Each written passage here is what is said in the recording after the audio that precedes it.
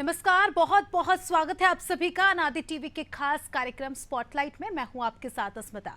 बिहार में जब बीजेपी का साथ छोड़कर नीतीश कुमार लालू यादव के खेमे में चले गए थे, उसके बाद से ही जातिगत जनगणना का मुद्दा केंद्र में आया था। अक्टूबर 2023 में नीतीश कुमार की सरकार ने बिहार में जातिगत जनगणना के आंकड़े जारी कर दिए, लेकिन इन आंकड़ों के बाद क्या कदम उठाए गए, क्या विभिन्न जातियों के लोगों को उनकी संख्या के अनुपात में उनका हक मिला, इस विषय में कोई जानकारी नहीं है। किंतु बिहार का ये मुद्दा सारे देश में छा गया। तमिलनाडु, कर्नाटक जैसे राज्यों में भी जातिगत जनगणना की मांग उठी और अब समाजवादी पार्टी के नेता और उत्तर प्रदेश के पूर्व मुख्यमंत्री अखिलेश यादव ने देश की संसद में जातिगत जनगणना का मुद्दा उठाकर एक नई बहस को जन्म दिया है। अखिलेश यादव का कहना है कि जातिगत जनगणना के बिना सामाजिक न्याय अधूरा है। लोकसभा चुनाव के पहले से ही कांग्रेस भी इस मुद्दे को समर्थन देती आई है। राहुल गांधी ने जिसकी जितनी संख्या उसका उतना हक जैसे नारे भी दिए, कांग्रेस ने अपने घोषणा पत्र में भी इसे शामिल किया था और अब उत्तर प्रदेश में कांग्रेस और समाजवादी पार्टी मिलकर जातिगत जनगणना को एक बड़ा मुद्दा बनाने की कोशिश कर रही है। समाजवादी पार्टी का पीडीए फॉर्मूला भी जातिगत जनगणना के मुद्दे को हवा देता प्रतीत हो रहा है और ऐसे में सवाल यह है कि इस मुद्दे से भारतीय जनता पार्टी कैसे निपटेगी। उत्तर प्रदेश के उप मुख्यमंत्री केशव प्रसाद मौर्य कई महीने पहले ही कह चुके हैं कि भाजपा को जातिगत जनगणना में कोई परेशानी नहीं है। मौर्य कहते हैं कि ये केंद्र का मामला है और अब तो केंद्र में भी अखिलेश यादव ने यह मामला उठा दिया है।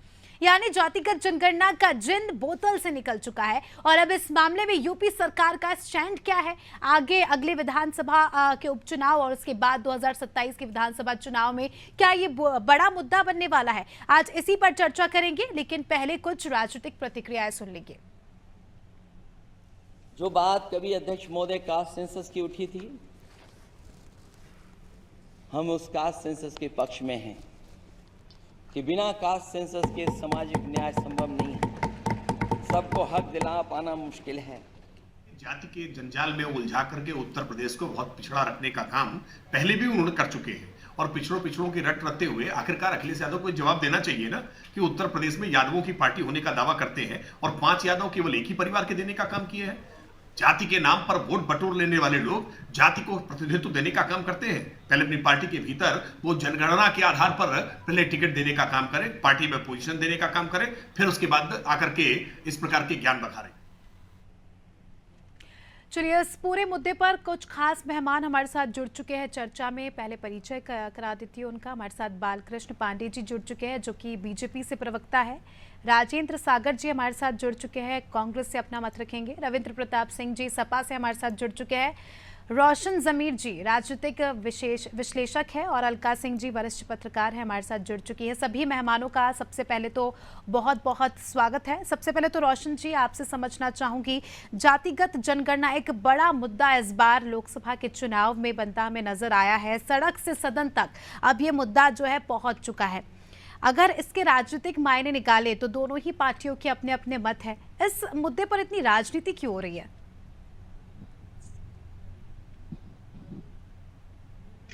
आपका माइक अनम्यूट कर पहले तो अनादि टीवी के तमाम व्यूअर्स को और हमारे वरिष्ठ पैनलिस्ट को और आप सबको मेरा नमन।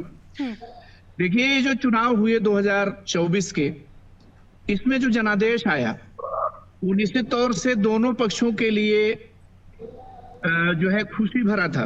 विपक्ष को खुशी इसलिए थी कि वो बहुत कम संख्या बल से एक ठीक ठाक पोजीशन में आया और सत्ता पक्ष को खुशी इस बात की थी कि जाते जाते भी सरकार रह गई। देखिए, ये कुछ मुद्दे ऐसे थे जो पिछले 10 सालों में समाज में थे तो, लेकिन उन्हें सदन में या सड़क पर कोई उठाने की हिम्मत नहीं कर रहा था। विपक्ष इतना कमजोर था कि वो कोई बात अगर कहता था तो सत्ता पक्ष के लोग उसे सीरियसली सुन नहीं रहे थे। तो जो ये मुद्दे अभी माननीय अखिलेश यादव जी ने ये जातीय जनगणना की बात कही है, तो ये मुद्दा कोई आज का नहीं है, ये पहले भी वो बात कहते रहे हैं और माननीय राहुल गांधी जी भी इस बात को कहते रहे हैं। लेकिन सत्ता पक्ष के लोगों का अपना बयान है। कि वो कराना नहीं चाहते इस बात को। आखिर इसमें कोई बुराई क्या बात है भाई? जिस अनुपात में जिस जाति की सीटें हैं और जो है भागीदारी है समाज में, जितनी संख्या उनकी है, तो उस अनुपात में उनको सत्ता में भागीदारी, तमाम सामाजिक कार्यक्रमों में भागीदारी, हर जगह पर उनकी भागीदारी सुनिश्चित होती है। तो इसमें सत्ता पक्ष को ऐसा कोई ऑब्जेक्शनेबल पॉइंट तो नहीं मिलता। और सिर्फ मुद्दे सिर्फ एक ही नहीं है जिन पे चर्चा नहीं हो रही है। जातीय जनगणना से दरअसल बीजेपी का सत्ताधारी पक्ष का वो गणित बिगड़ता है, जो उसे इस बात पर, हिंदुत्व की राजनीति पर जो बात आती है, तो वो चूंकि जातीय जनगणना अगर करा देते हैं तो निश्चित तौर से सब डिविजन्स हो जाते हैं जातियों के, जो उनके पक्ष में जाता दिखाई नहीं पड़ रहा है। सवाल इस बात का है कि धार्मिक आधार पर ठीक है, आप एक रखना चाहते हैं हिंदू भाइयों को, कोई दिक्कत नहीं है, लेकिन अब हिंदू समुदाय में भी, धर्म में भी जो समुदाय हैं, छोटे छोटी जातियां हैं, जिनको उनका उचित प्रतिनिधित्व नहीं मिल पाया है, अगर उनको आप उचित प्रतिनिधित्व देते हैं तो इसमें कोई आपके वोट बैंक पर तो फर्क पड़ता नहीं है। लेकिन इस बार 2024 में आपने देखा होगा कि विपक्ष काफी कॉन्फिडेंस के साथ उन सारे मुद्दों को उठा रहा है जो 10 साल से अनदेखे किए जा रहे थे सत्ता पक्ष के जरिए। और यही मुद्दा नहीं है। अभिमानी ने ईवीएम पर भी बात, एक बड़ी जबरदस्त बात कही कि हमारा इससे फर्क नहीं पड़ता कि हमने 33 सीटें जीत लिया, अगर मैं 80 की 80 सीटें भी यूपी में जीत लूं तब भी ईवीएम जो गलत है, जिसके जरिए जनता का विश्वास उस पर नहीं है, विरोधी दलों को उंगली उठाने का मौका मिलता है, उसकी निष्पक्षता पर सवाल उठता रहा है। और जब कांग्रेस सत्ता में थी तो इसी भारतीय जनता पार्टी ने ईवीएम के खिलाफ आंदोलन चलाने की बात करी थी, उनको भी ये पसंद नहीं था। कई सारे मुद्दे उठाए गए और कई हमारे सारे साथ मुद्दे हमारे जो नेपथ्य में चले गए मेहमान भी जुड़े हैं, उनसे वो प्रतिक्रिया ले धीरे-धीरे लेंगे। करके, चूंकि बहुत दिनों के बाद लोकसभा में आपने देखा होगा कि विपक्ष ने जागृत भूमिका निभाई है। बिल्कुल एक अलग ही माहौल हमें देखने को मिला, अगर हम बात राहुल गांधी की करें, अखिलेश यादव की करें। हाँ, हर नेता, हर व्यक्ति अपने समाज की, अपने देश की, अपने क्षेत्र की बात अब उठाने की हिम्मत कर रहा है। और इस बात का श्रेय निश्चित तौर से माननीय राहुल गांधी जी को और उत्तर प्रदेश में खास तौर से अखिलेश यादव जी को जाता है, जिन्होंने विपक्ष को फिर से पुनर्जीवित कर दिया एक तरह से, वरना विपक्ष हीन हो गया था जो है सदन। ठीक है, बालकृष्ण जी हमारे साथ जुड़े हैं, बीजेपी का पक्ष रखेंगे। बालकृष्ण जी, अखिलेश यादव ने आज जिस तरह से जातिगत जनगणना का मुद्दा बड़े ही कॉन्फिडेंट के साथ जो है सदन में उठाया, अब बीजेपी का उस पर क्या स्टैंड है? क्योंकि बात अगर हम उत्तर प्रदेश के लिहाज से ही करें, उप मुख्यमंत्री कहते हैं कि केंद्र का मुद्दा है, अब केंद्र में भी अखिलेश यादव ने बात रख दी है। देखिए, अखिलेश यादव मूलतः न जाति की राजनीति करते हैं, परिवारवादी अपनी जो उनकी राजनीति है उसको पोषित करने के लिए। पहले तो ये जवाब दे दें कि उत्तर प्रदेश में सिर्फ एक ही खानदान के पास 5 यादव थे जिनको लोकसभा लड़ाया गया। तो कुल मिला के मैं इतना ही कहना चाहता हूं कि पहले तो वो ये तय करें कि क्या पिछड़ा वर्ग के एकमात्र नेता सिर्फ अखिलेश यादव हैं जिनको ही मुख्यमंत्री बनने का अधिकार है, या समाजवादी पार्टी में अन्य लोग हैं, या उस सैफई खानदान के लोग ही सिर्फ सांसद बनने का अधिकार रखते हैं। तो मैं इतना ही गंभीरता के साथ कहूंगा कि जाति की राजनीति इन समाजवादी पार्टी के नाम पे, इनकी समाजवादी पार्टी की जो विचारधारा है उसके विपरीत जिस प्रकार की ये जाति की राजनीति करते हैं, और जाति की राजनीति इनकी सिर्फ अपने परिवार तक सीमित है। तो हम ये कह सकते हैं कि इनकी जाति की जो राजनीति है वो परिवारवादी राजनीति है और उसको पोषित करने का काम करते हैं। क्योंकि कहीं जो सैफई खानदान में बेरोजगारी आई थी, जो परिवार में बेरोजगारी आई थी, उसको पुनः रोजगार प्रदान करने के लिए जातिवादी राजनीति का सहारा लेते हैं। लेकिन यहाँ पर बालकृष्ण जी, विपक्ष का तो ये भी कहना है कि प्रधानमंत्री जो खुद को ओबीसी का लीडर कहते हैं, नीट में जब वो आरक्षण दे देते हैं तो उससे अपनी पीठ थपथपाते हैं, ओबीसी वर्ग के उत्थान की बातें करते हैं, तो उनको इससे प्रॉब्लम क्यों है? जातिगत जनगणना से मसला क्यों है? देखिए, प्रधानमंत्री जी पूरे देश की बात करते हैं, 140 करोड़ लोगों की बात करते हैं जो दलित, वंचित और शोषित हैं, उन सब की बात करते हैं। और उन सब के लिए प्रधानमंत्री जी ने 60 सालों तक ये लोग भी किसी न किसी सरकार के हिस्से, पूर्ववर्ती सरकार में कांग्रेस के हिस्से रहे हैं, या कहीं न कहीं इनका गठबंधन या इनका समर्थन या इनका समर्थन इस प्रकार का चलता रहा है। तो क्यों ऐसा नहीं हुआ कि 4 करोड़ पक्के मकान इस देश में गरीबों को बनाने का काम किया? क्यों वंचितों को कच्चे मकानों में रखा गया? तो या क्यों शुद्ध पेयजल उपलब्ध कराने की बात इन लोगों ने कभी नहीं सोची। ठीक है, ये या काम शिक्षा की अच्छे हो रहे हैं, लेकिन विपक्ष का कहना है कि जातिगत आधार पर पता चले कि मेरी किस बात सुन ले, जाति। ठीक है। विपक्ष नहीं, विपक्ष की किसी परिवारवादी जो विपक्ष का परिवारवादी एजेंडा है उसको पोषित करने के लिए मैं नहीं हूं। मैं भारतीय जनता पार्टी की जो बात है इस देश के हित में, इस समाज के हित में, और इस प्रदेश के हित में, जो भारतीय या शासन के हित में, सुशासन की जो बात है, हम उसकी बात करते हैं स्मिता जी। और क्या 200 से ज्यादा दंगे कराने का काम तो समाजवादी पार्टी ने किया? क्या ये भी जातिवादी राजनीति का एजेंडा था? क्या ये भी तो तुष्टीकरण का ही एजेंडा था? इस पे सवाल क्यों नहीं होता है स्मिता जी? पूरे प्रदेश को दंगों की आग में झोंकने का काम पूर्ववर्ती समाजवादी पार्टी की सरकार ने किया है। 12 से 17 तक इनकी सरकार रही है, तो इसके विषय में चर्चा क्यों नहीं होती है? कुल मिलाकर रविंद्र जी से जवाब देंगे। रविंद्र जी क्या कुछ मेरी बात कहेंगे? पूरी हो जाने दीजिए। जो इनका तुष्टीकरण की इनकी राजनीति है, जो इनकी परिवारवादी राजनीति है, उसको ये पोषित करने के लिए विभिन्न प्रकार के हथकंडे अपनाते रहते हैं। और एक बात और कह दूं, परिवारवाद और तुष्टीकरण का आरोप लग रहा है सर। रविंद्र जी कभी कभी अंधे के हाथ बटेर लग जाती है। 14, 17, 19, 22 4 चुनाव हारने के बाद कुछ सीटें पा गए हैं, तो कहीं भी उससे बहुत प्रफुल्लित ना हो। इस प्रदेश और देश का जनमानस इनके कारनामों से ठीक ठाक अवगत है। रविंद्र जी क्या कुछ जवाब देंगे? पहले तो एक अनुरोध करेंगे कि जब भी बालकृष्ण जी हमारे साथ डिबेट में आए हैं तो बीच में हस्तक्षेप करते हैं, तो मैं चाहूंगा कि अपनी इस आदत को इस बार नहीं प्रकट करेंगे। तो मैं बताता हूँ जातिगत जनगणना के बारे में। पहली बात आपने पूछा तुष्टीकरण के। रविंद्र जी आपने कहा अगर आप व्यक्तिगत किसी नेता के ऊपर आक्षेप नहीं करेंगे, मुद्दों पे बात करेंगे, तो निश्चित रूप से मैं आपको विश्वास दिलाता हूँ कि कोई मेरा हस्तक्षेप नहीं होगा। अभी कर दिया आपने, अभी मैंने शुरू नहीं किया तो अभी कर दिया आपने। क्योंकि आपने मेरा नाम लिया तो मुझे बोलना पड़ेगा ना। आप करते रहे हैं, ये अभी भी करके समय वेस्ट करना चाहते हैं। यदि आप भी किसी नेता के विरोध में ये भारतीय जनता पार्टी के रणनीति का हिस्सा है। सम्मानित नेता का नाम लेंगे आप, तो हमको बोलना पड़ेगा, मुद्दों पे बात करेंगे। आपने हमारे सारे सम्मानित नेताओं का नाम ले लिया, ये आपकी रणनीति का हिस्सा है। जनता ठीक है, मुद्दे पर आएंगे रविंद्र जी। बालकृष्ण जी जवाब उनसे ले लेंगे। आपने आरोप लगाए हैं तो जवाब भी लेना ही पड़ेगा। ठीक है, बीच में बोलेंगे, बीच में बोलने किसी और कुछ भी नहीं है आपके पास, क्योंकि आपके पास तर्क नहीं है, आपके पास ज्ञान नहीं है, इसलिए कहते हैं। अब आइए, तुष्टीकरण का आरोप लगाते हैं। भारतीय संविधान में तुष्टीकरण के लिए ना तो कोई धर्म अलग किया गया है, ना जातियां अलग की गई है। तुष्टीकरण कैसे करती है भारतीय जनता पार्टी? इनका प्रधानमंत्री कहता है मैं पिछड़ा हूं, इनका मुख्यमंत्री कहता है मैं क्षत्रिय हूं, इसको तुष्टीकरण कहते हैं। संविधान में इस प्रकार का कोई स्थान नहीं है। मुसलमान भी यहाँ का वोटर है, पिछड़े भी यहाँ के वोटर हैं, दलित भी वोटर हैं, अगड़े भी वोटर हैं, पिछड़े भी वोटर हैं, सभी लोग यहाँ के वोटर हैं। इस प्रकार का कोई व्यवस्था ही नहीं है। जो तुष्टीकरण जैसा शब्द लेके आए हैं, ये इनकी रची गई प्रोपेगेंडा सेल का बात है। अब आते हैं जातीय जनगणना पे। सामाजिक न्याय के लिए जातीय जनगणना बहुत जरूरी है। इसका उल्लेख संविधान के अनुच्छेद 340 में किया गया है, जो जातिगत जनगणना अलाउ करती है। जातियां भारतीय समाज का अभिन्न अंग हैं, जिनका उल्लेख हमारे पौराणिक ग्रंथों से लेकर संविधान तक में मिलता है और हर हालत में मिलता है। और उस कारण से जितने भी राज्य कल्याणकारी योजनाएं लाती है वो जाति आधारित लाती है। उसके लिए जातीय जनगणना बहुत जरूरी है। जातीय जनगणना नहीं होने के कारण, सामाजिक न्याय नहीं होने के कारण 10% के लोगों के हाथ में 55% संपदा चली गई। इसमें से 2% लोगों के हाथ में 27% संपदा चली गई। ये बीजेपी के शासनकाल में हुआ। तो हम सामाजिक न्याय की बात करते रहे हैं, समाजवादी पार्टी सामाजिक न्याय की बात करती है। अब जातीय जनगणना छोड़ दीजिए, इतनी अयोग्य है भारतीय जनता पार्टी की सरकार, जनगणना ही नहीं करा पाई। पूरे विश्व का एक लोकतांत्रिक देश है जो अपनी जनगणना ही नहीं करा पाया पिछले 10 साल में, तो इनसे जातिगत जनगणना की अपेक्षा हम कहां कर सकते हैं? लेकिन हम जब आएंगे जरूर कराएंगे। परिवारवाद का भी आरोप लग रहा है आप पर रविंद्र जी। परिवारवाद भारतीय समाज का एक अंग है।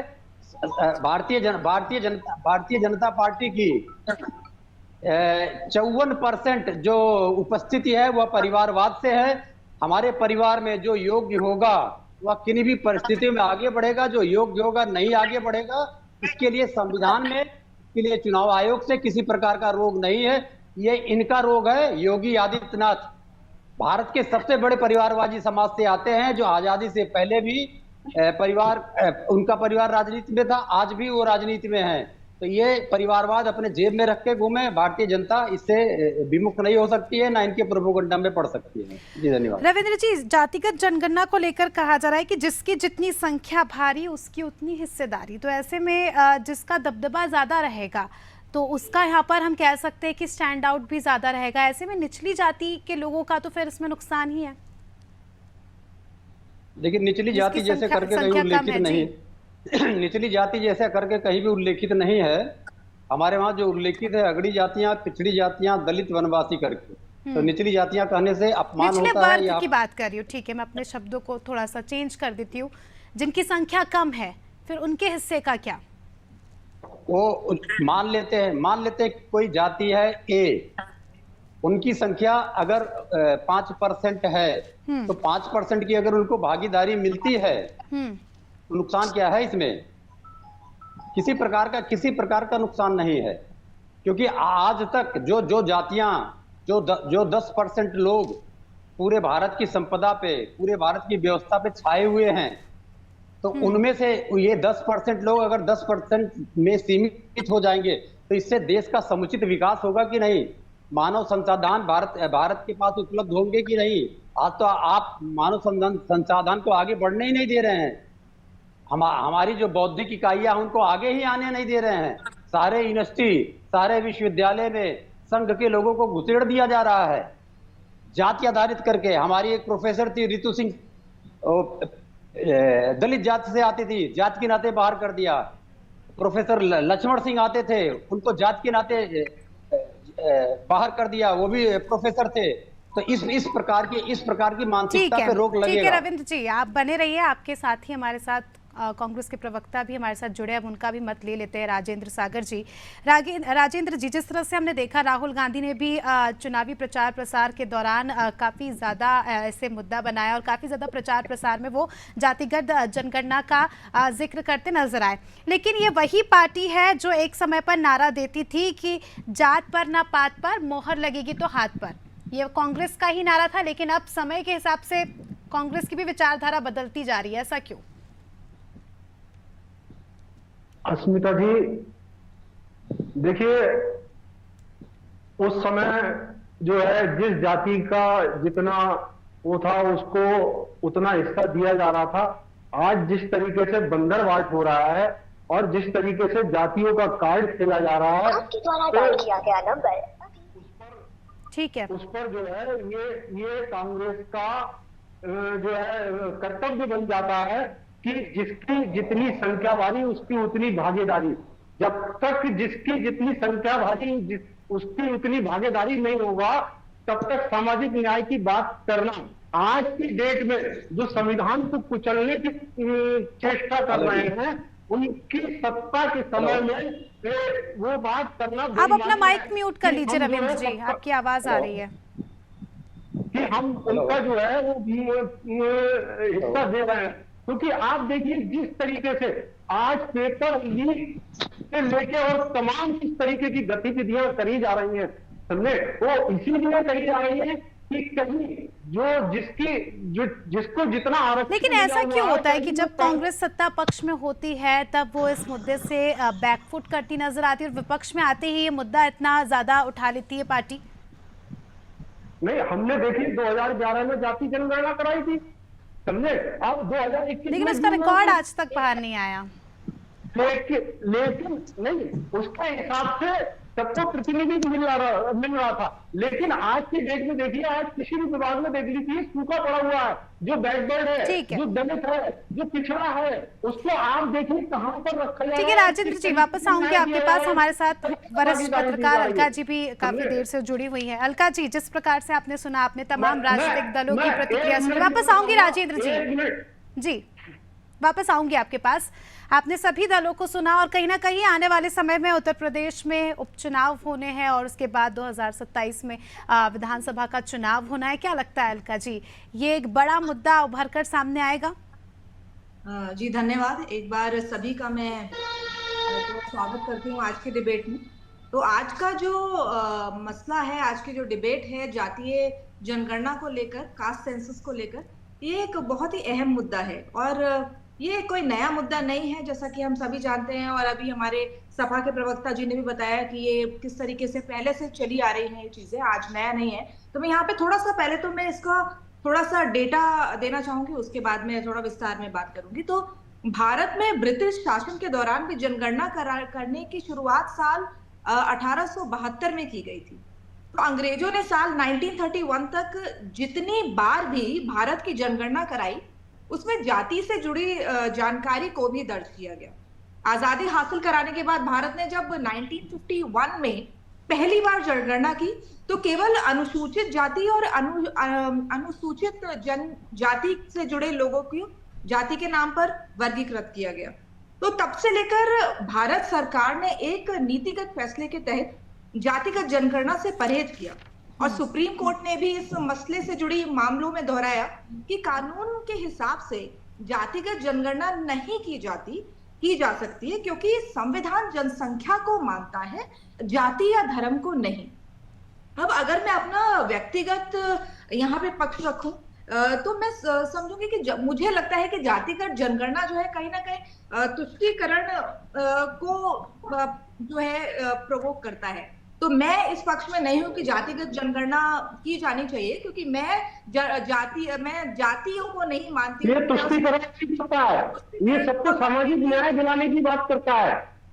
ये तुष्टीकरण नहीं करता है, ये सबको सामाजिक न्याय दिलाने की बात करता है। नहीं, अगर आप चुनाव की भी बात देखेंगे, मैं राजेंद्र सागर जी से, या प्रवक्ता जो कांग्रेस के हैं, मैं राजेंद्र सागर जी में बात करना चाहूंगी। अभी जैसे कि हमने देखा, अभी जो चुनाव हुए हैं लेटेस्ट, तो इसमें भी जो पीडीए का जो फॉर्मूला था वो भी लाया गया। तो कहीं ना कहीं जातियों को जो है, और देखिए देश हमारा जो भारत है वो तब तक विकसित नहीं हो सकता जब तक हमारे प्रधानमंत्री जी उस वक्त क्या कर रहे थे? छोड़नी पड़ेगी, मतलब आपको हमारे प्रधानमंत्री जी उस समय क्या कर रहे थे? हमारे प्रधानमंत्री उस समय क्या कर रहे थे? जब मोदी जी की बात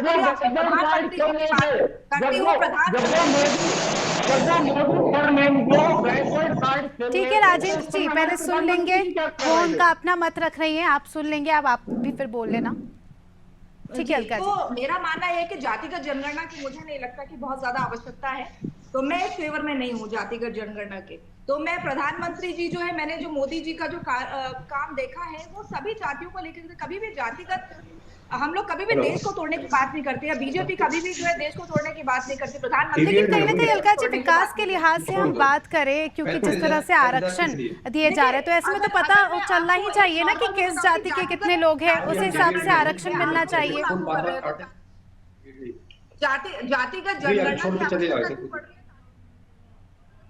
योजनाओं का लाभ पहुंचाने की कोशिश करते हैं, लेकिन योजनाओं का लाभ भी, मतलब मुझे तो लगता है योजनाओं का लाभ तो वैसे भी सभी को दे रहे हैं प्रधानमंत्री जी। और जिस तरीके से गरीब और दलितों को प्रधानमंत्री जी ने योजनाओं कागजी तौर पे, ठीक है, केवल कागजी तौर पे जी, केवल कागजी तौर पे। अरे कागजी तौर पे नहीं, आप जरा जमीन पे जाके तो देखिए, यही तो मैंने जमीन पे देखा है, मैंने जमीन पे इसको कितना लाभ मिल रहा है। ये पेपर, इसका सबसे बड़ा उदाहरण पेपर नहीं, इसका सबसे बड़ा उदाहरण पेपर नहीं। ठीक है, मैं अब रोशन जी से आखिरी क्लोजिंग स्टेटमेंट लेना चाहूंगी, समय हमारे पास कम है। रोशन जी, ऐसा क्यों होता है कि जब बीजेपी भी विपक्ष में थी तो इसका फेवर करती थी? बीजेपी के कई सारे लीडर्स ऐसे थे जो जातिगत जनगणना का फेवर करते थे। कांग्रेस को लेकर भी हम देखते कि अब कांग्रेस भी विपक्ष में आई है तो इसकी बात कर रही है। आखिर ऐसा क्यों होता है? ठीक है अलका जी, ठीक है राजेंद्र जी, क्लोजिंग स्टेटमेंट ले लेंगे, फिर उसके बाद चर्चा को समाप्त करेंगे, समय कम है हमारे पास। विपक्ष में आते ही विचार क्यों बदल जाते हैं, रोशन जी? स्मिता जी, सबसे पहली चीज तो मैं हमारी बहन वरिष्ठ पत्रकार अलका सिंह साहिबा एक बात कर रही थी कि माननीय सुप्रीम कोर्ट ने जातीय जनगणना के खिलाफ आदेश दिया है, वो जरा प्रति मैं भी देखना चाहूंगा। आप पहले तो गूगल करिए, और गूगल पे बहुत सारी जानकारी है। ठीक है रोशन जी, अलका जी, समय की कमी के चलते इस चर्चा को यहीं रोकते हैं हम, फिर से इस मुद्दे पर चर्चा करेंगे बाद में। तो ये एक बड़ा मुद्दा है। बहुत बहुत शुक्रिया आप सभी का जुड़ने के लिए। तो देखिए, जातीय जनगणना को लेकर जिस तरह से अखिलेश यादव ने आज सदन में अपना बयान दिया और जो बातें रखी, वाकई कहीं ना कहीं हम ये कह सकते हैं कि आने वाले उपचुनाव में और 2027 के विधानसभा चुनाव में एक बड़ा मुद्दा बनकर सामने आ सकता है। क्योंकि इसके पहले भी हमने देखा था कि किस तरह से राहुल गांधी हो चाहे अखिलेश यादव हो, प्रचार प्रसार के दौरान जातीय जनगणना को एक बड़ा मुद्दा यहाँ पर बनाया था और उसी का ही नतीजा हमने देखा कहीं ना कहीं उत्तर प्रदेश में जिस तरह से जो है इंडिया अलायंस को जीत मिली। अब ये देखना दिलचस्प होगा कि ये मुद्दा आगे जाकर क्या मोड़ लेता है और भारतीय जनता पार्टी इस पर अपना क्या स्टैंड रखती है और क्या आने वाले समय में जातिगत जनगणना होती है या नहीं, ये सबसे बड़ी बात है। फिलहाल स्पॉटलाइट में इतना ही। दीजिए में इजाजत। देखते रहिए अनादि टीवी। नमस्कार।